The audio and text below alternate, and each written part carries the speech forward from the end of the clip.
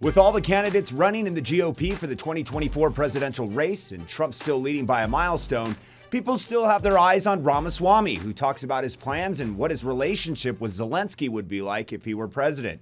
Hello and welcome back to Resist the Mainstream, reporting the news that the mainstream won't. Don't forget to subscribe, like, and hit the notification bell to stay up to date. A lot of people agree that of all the GOP candidates that were on the stage last week debating, Trump came out on top. Now is not the time for on-the-job training. We don't need to bring in a rookie.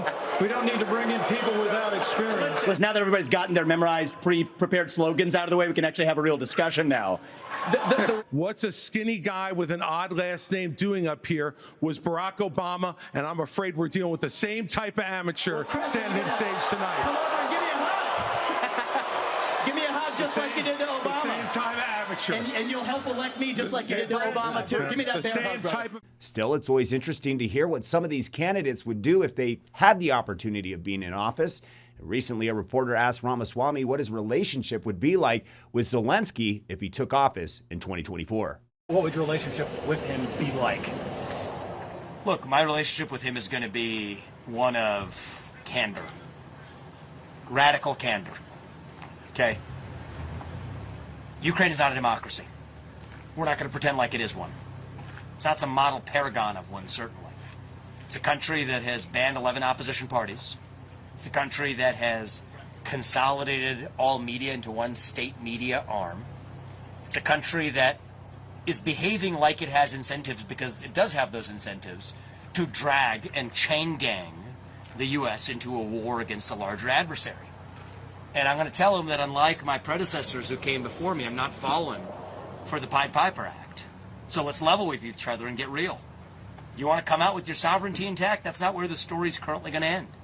Right now, you're slow bleeding all of us, including your own people, who are innocently dying, into a war that's not going to end well. It's going to be some post-Zelensky warlord that's taken over a torn-up country that Russia's seized most of slowly after thousands and thousands of people more die. Let's put that to an end and come to a sensible deal that ends this war, that leaves Ukraine coming out with its sovereignty intact.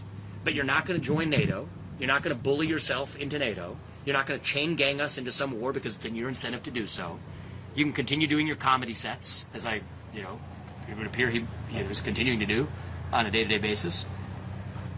But, through what he says, often in terms of the pleas that he makes and the overstatements of what the Ukrainian needs really are relative to the spring offensive that became the summer offensive, that became slowly the gradual grinding to a halt non-offensive.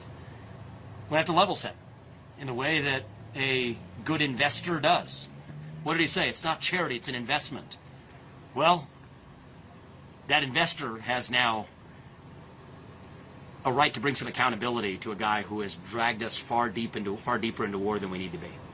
And so I'm going to get real with him. That's the answer.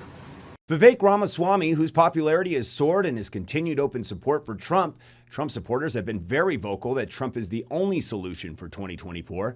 I don't truly believe Vivek Ramaswamy thinks he's going to win this election, but at his age, it's about getting exposure, promoting the policies he represents, and only time will tell. Gaining the trust of the American people is more difficult than ever, with the tainted system being exposed more and more every single day.